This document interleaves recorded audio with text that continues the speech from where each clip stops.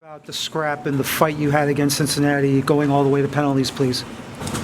Yeah, it was an interesting match. I think we had the upper hand, and unfortunately, just some kind of mistakes on our end cost us the game. And I think we'll be better from it. And we had a great group of guys here, and we believe in each other. And I think it's a testament to these guys for getting this far. I mean, we were bottom of the table late May, and all these guys stepped up their game individually, and everyone's got better since then, and we made a great push to kind of get into the playoffs, and it's a disappointing result. Sean, just first half, I thought you guys had the upper hand. They were pretty loose with the ball. You were forcing turnovers, playing your high press as usual. Second half, things changed, especially when Kubo and Bupenza were introduced. So can you talk about what the difference was between the first half, where you guys had control, and then the second half, where it seemed like they had the better play?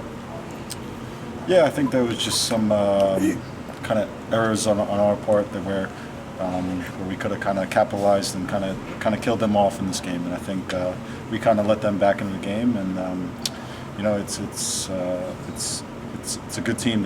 Cincinnati's a good team, and they're going to capitalize on opportunities. So hats off to them. They're a good team. They've been first place for pretty much all year. So I think we were ready to win this game, but it just fell short. Sean, can you talk about Dylan's performance stepping up there into the back line, starting for the first time in a little while, being so strong next to you and Andres in central defense? Yeah, I think before surgery, Dylan was playing the best of his career, and I think you saw that today when he kind of was handling Vasquez and a house on his side. So it was good to see him back in full form. I think he's a great player. I mean, I think he's probably more talented than I am. So I think, it was great to see him back there. Unfortunately, lost the game, but I think, like you said, he had a great game back there. What do you think about Kyle's performance? He looked really solid on the ball tonight.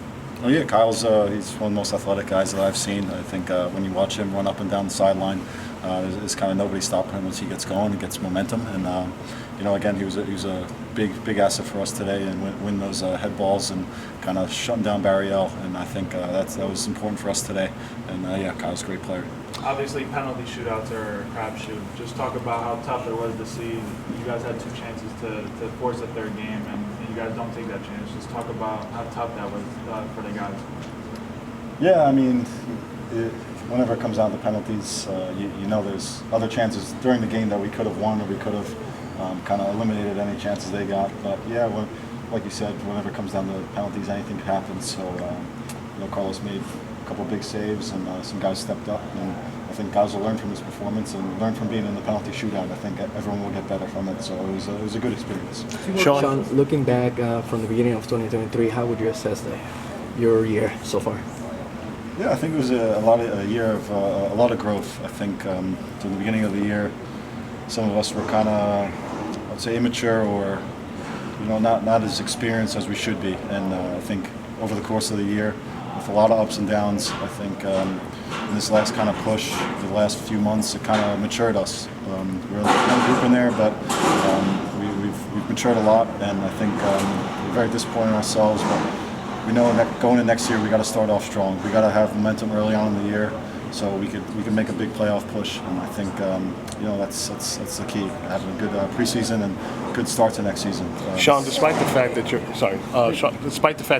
had some ups and downs during the regular season, the one thing that was consistent is your defensive core stayed together, and in some cases, shut out a lot of big teams going out game. Is that something for you and the rest of your defensive guys to work on for going in next in 2024?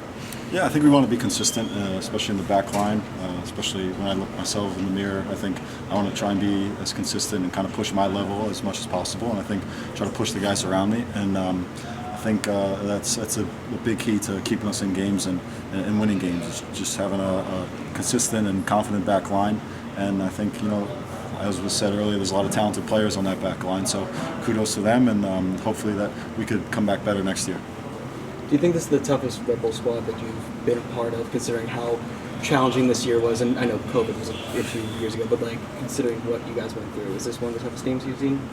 Yeah, I think one of the most gritty teams that I've seen, and one of the most kind of mature teams in regards to, even though they're a young team, they're fighters. I think against all odds, these guys come back stronger, they're resilient, day in and day out. I think, we've had injuries, we've had outside noise kind of try to penetrate the locker room, but these guys all stick together, and it's a testament to all of them.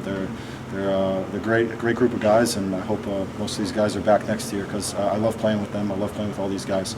They're great teammates, and I'm proud to call them my teammates. Thank you. Thank you. Thank you, Sean.